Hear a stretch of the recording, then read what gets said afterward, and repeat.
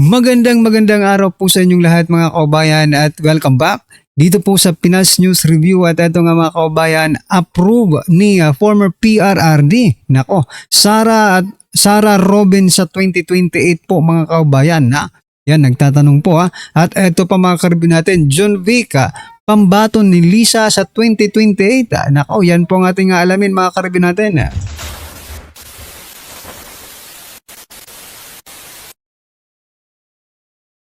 So ito nga ang balita mga kaubayan mula sa ang balita ngayon. Nako, John Vic Rimulya pambato ni Lisa sa 2028. Source, sabi po ito ni Lito Banaya mga kaubayan, no? Isa pong political strategist, no? Sabi niya po dito, a source told me na si John Vic Rimulya daw ang tinutulak ni First Lady Lisa or First Lady to run for 2028 as admin's presidential candidate. Ayan. Pero may problema sila. Ito pang sabi dito. Pero ang problema, hindi siya tatakbo kung wala siyang basbas ng Pangulo at maaari itong maging kiss of death. Ayan. Nako. Ayan na. Lumalabas na mga kabayan na itong si John Vic Rimulya, mga karibin natin, ang pambato nila sa 2028 mga kabayan. So, ano bang pagkakaiba kung may basbas ng Pangulo o wala, may basbas ka naman ni First Lady, di ba? Diba, mas malakas po ang First Lady, di ba mga kaubayan? Kung ano po ang gusto niya, yun po ang nasusunod. So, pero eto, no? Mapapaisip ka kung itong mga kandidato, no? Itong mga kandidato ng administrasyon, no? Pagdating po sa 2028, kung talaga bang matatalino sila, no? Ako napapaisip pa kung talaga bang matalino sila mga kaubayan. Kasi tingnan nyo yung mag-i-endorse po sa kanila mga karibin natin, no, ay negatibo po ang trust rating. Diba? Ngayon kung magpapa-endorse ka sa negative ang trust rating, no, negatibo ang tiwala, no, wala nang tiwala ang taong bayan sa kanya, paano ka mananalo? Diba? Kaya kung ako ang seryosong gustong manalo sa 2028, hindi po ako magpapa-endorse sa Pangulo. Nako po. Malaking kalokohan yan mga kababayan. Malaking yan. Kumbaga gamble na yan, no, mga kababayan. Ito po ang naging komento ng ating mga kababayan patungkol po sa post na ito. Sabi po dito ni Victoriano Marilla, if they want a good fight with a possible victory, it would be Sara versus Marcos endorse Robredo. Ayan. I smell something fishy. Oo nga kasi nabanggit po First Lady no? Pag First Lady po ang binanggit, something marami pong nagdududa. Yeah. Tatakbo lang yan dahil sa budget ng admin kahit alam niyang matatalo lang sila or siya. Oo nga kasi binibigyan naman pala sila ng mga kaubayan, no? Binibigyan po sila ng tawag dito, budget. Binigyan po sila ng budget. So, 'di ba yung ni-reveal, no, ni Congressman Erice na kinukuha pala sa pondo sa kaban ng bayan yung binabudget ng administrasyon nung kampanya. Nako. Pwede kaya yun mga kaubayan? Parang ginigisa tayo sa sarili nating mantika. Pera ng taong bayan ang magpapanalo sa kanila tapos pag nanalo na magnanakaw rin. Simot na simot. Kung ganun po simot na simot po ang ating kaban mga kaubayan kung ganun po ang nangyayari, no? Tapos pati pa pinambabayad sa mga entertainer, no? Tulad ni Andrew ay galing rin sa kaban ng bayan. Walang yan mga kargo natin Talagang grabe, no? Grabe po yung kanilang panggagamit sa kaban ng bayan mga karibyo natin, okay? So ayan, ano po ang inyong opinion dyan mga kababayan? Just comment down below at eto pasadahan din po natin to mga kababayan. Ito naman po, no? Ito naman pong si Ortega. Nako. Talagang gusto nilang ma-eliminate si Vice President Sara Duterte, no, sa pagtakbo sa 2028 mga kababayan, no?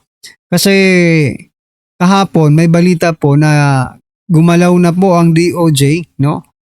Pagdating po doon sa kaso na isinampa po ng NBI, no, patungkol sa grave threats, at saka may isa pa maliban sa grave threats meron pa po, no. So ngayon naman, eto namang House of Representatives gagalaw din.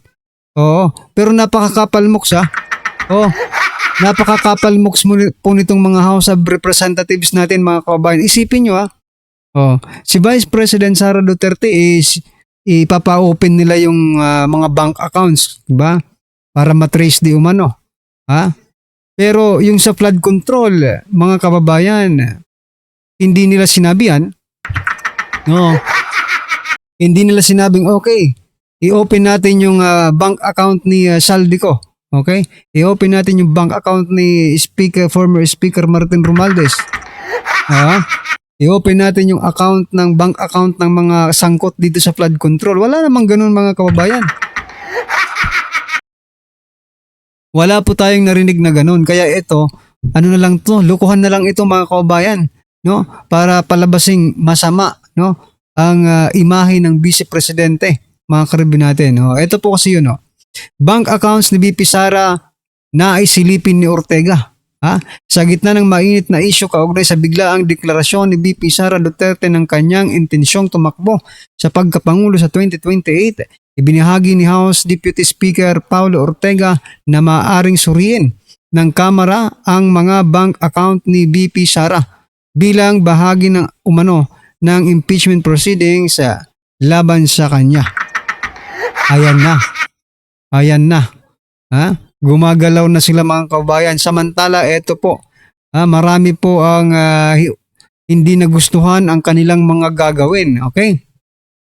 Sabi po dito ni Darrell, Puyo, how about your bank account? Oo nga no? Paano yung sayo? Sige nga. Sige, Ortega, bago nyo i-open yung bank account ni Vice President Sara Duterte, kayo muna, no? Kayo munang lahat ng mga congressman, i-open nyo, sisilipin po naming taong bayan, no? Kung kayo ang sisilip sa bank account ni VP Sara para makita nyo naman, no? Kami naman po, nagre-request kami na pwede ba ilabas nyo rin po yung inyong mga bank account para masilip, no? Para masilip naman po ng taong bayan. Taong bayan po ang nagre-request dyan, mga karibin natin, no? Sabi po dito ni Ellen, Ortega, we are sure that Bangag shared incentives to his cohorts, someone who will defend BBM through thick and thin. So it may be fair enough if you show yourself in first. Solid Duterte whole family, palakpakan po natin. Dapat kayo din silipin bank account para fair, sabi po ni Minads. Ayan. Sabi naman po dito ni Ernie, hindi niya alam may bank secrecy law. Oo nga no? Sinabi na yan ni former President Duterte nung ipinatawag siya sa Senado, di ba? There is a bank secrecy law, no? Kaya kailangan niyo magpaalam muna. Okay, with consent. Waiver nga ang tawag, di ba? Flood Control Bank of the Philippines dapat Anong flood control bank? Flood control packets lang yon. Kasi hindi nila ilalagay yun agad-agad sa baka matrace. Double time boy, double time na. Baka hindi ka makakota. Ano po ang inyong masasabi dyan, mga karibin natin, dito po sa sinasabi ni Ortega na dapat or sisilipin nila ang bank accounts ni Vice President Sara Duterte. At eto pa, mga kabayan, pasadahan din po natin to. Eto naman po, sinisingil si President Bongbong Marcos Jr. Sabi po kasi dito, mga kabayan, sabi po ni May Paner, May Paner tutol sa bawal Marcos resign ni Kiko D sa EDSA rally. Sa unang EDSA, People Power ang pinanagpatalsik sa mga tiwaling Marcos at inupo ang Aquino. Bakit ni ayaw singilin ni Kiko Aquino D? Tiwaling Marcos at EDSA 40? Di ba sila nagnakaw? Nasoli ba? Si BBM ba matalino? Fair of Sara? Puro tanong Di ba sampal yan sa people? Correct. No? para kasi ang lumalabas dito mga kababayan, nawawala yung freedom of expression natin no? Yung makapagpahayag. Kasi pinipigilan ni D, no? Ni Kiko D. So, si Kiko D mga kababayan ay nasa kabilang kampo po ito, no? Nila Lenny, ganyan, kasi Aquino, okay? So, alam na po natin yung stand ngayon ng mga dilaw, no? They are not, hindi po sila naghahabol na panagutin po si President Bongbong Marcos Jr. or sa madaling salita, hindi po sila anti-Marcos mga kababayan, no? Kung di, sila po ay pro-Marcos. Okay? So, ibig sabihin, wala tayong mapapala dyan sa mga rally-rally na to. Huwag na kayong mag-rally kung ganyan rin lang. Diba? Kasi pro-Marcos pala kayo, magra-rally pa kayo. Huwag na. Diba? Oh.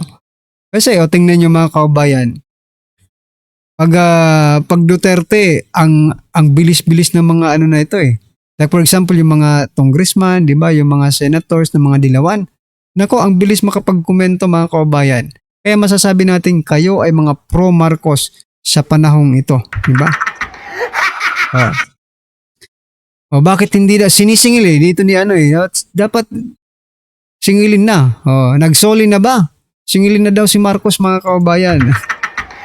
Ito pong naging komento ng ating mga kababayan patungkol dyan. Tama, hindi dapat pigilan ng taong bayan na maglabas ng kanilang saloobin at hinanakit sa gobyerno.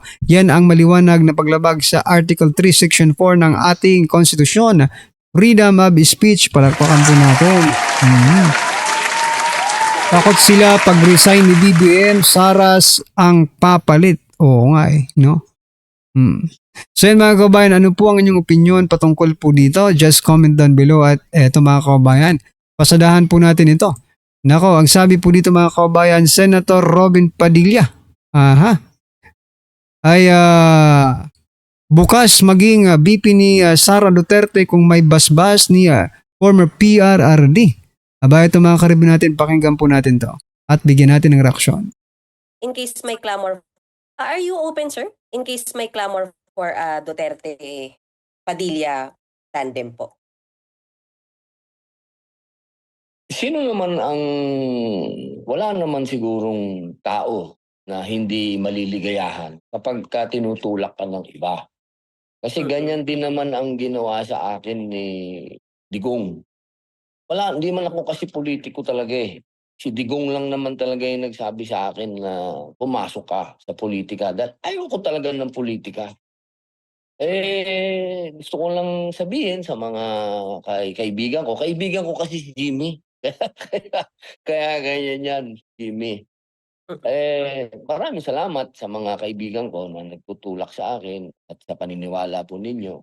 Pero siyempre, ang realidad niyan, meron niya ang sinusunod na, kumbaga, bago mapunta sa akin yan, siyempre, uunahin natin yung mga tunay na politiko na talaga.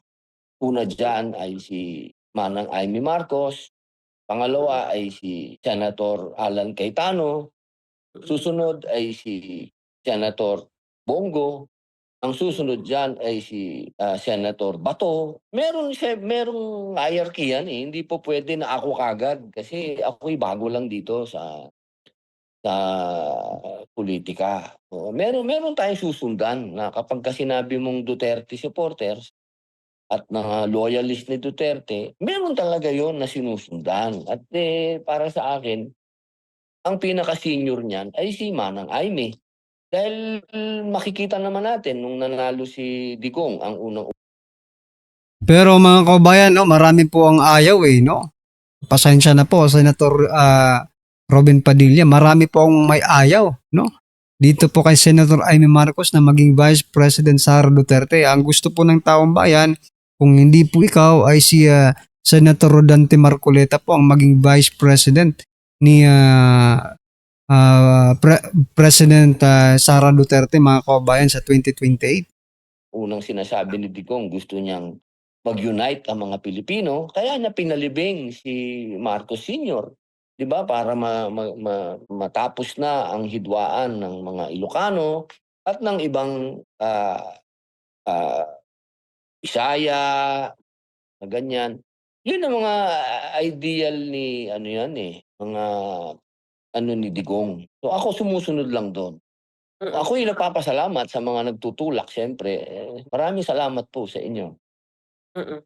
So, can we get a categorical answer, sir, ano? So, if it comes to that point na dumaan sa lahat ng hierarchy at mauwi po at magkaroon ng clamor sa inyo, are you open to it, sir, for a Duterte-Padilla tandem for 2028?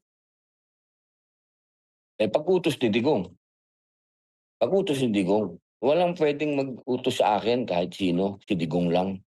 Kasi ayaw ko talaga ng pulitika. Alam naman lahat ng mga nanay ko, alam niyan, mga kapatid ko, asawa ko. Basta sinabi ni Digong, susunod ako. Talaga, sir. So, ganun kayo ka-obedient, sir. If sinabi po ni Pangulong Duterte, you will accede to it, sir. Yes ma'am, kasi yun kaya naman ako nandito ma'am, dahil sa kanya.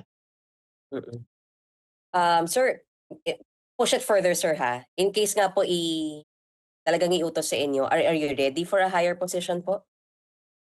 Ay pinanganak po tayong ready, lalo na yan para sa akin, Vice President hindi naman masyadong ano yan, puro advocacy lang yan, Parang ikaw ang spare tire, 'di ba? Mm, Oo, kayang-kaya yan, at iisa naman ako sa ang paniwala naman ng Duterte, isa ako dun. Ako ay, ah, kung ano ang kasi para sa akin ideology kasi ang Duterte, Hindi naman yan personal lang, hindi yan si Digong. Ang Duterte kasi ideology yan, mm, Pagbabago, yun talaga. mm. And sir, isa pa, in case lang po maiba kung sakaling iba ang maging katandem ni VP Sara, ano pong nakikita ninyong magiging role niyo sa 2028 elections? Will you be actively campaigning for VP Sara? Kayo po ba yung magiging campaign manager? Do you see yourself that active, sir, for campaigning po? Oo, buong pamilya ko naman nag-umpisa naman yan, Duterte talaga. Kami nga ay nangampanya talaga kay Digong nang wala kaming hininging kahit ano. Mm, Katunayan kami pa gumastos. At ako'y naniniwala talaga kay Inday Sara at kung sino man ang pipiliin ni Digong na maging Vice President niya. Ako'y mm. talagang ano diyan, 100% na ano, tutulong.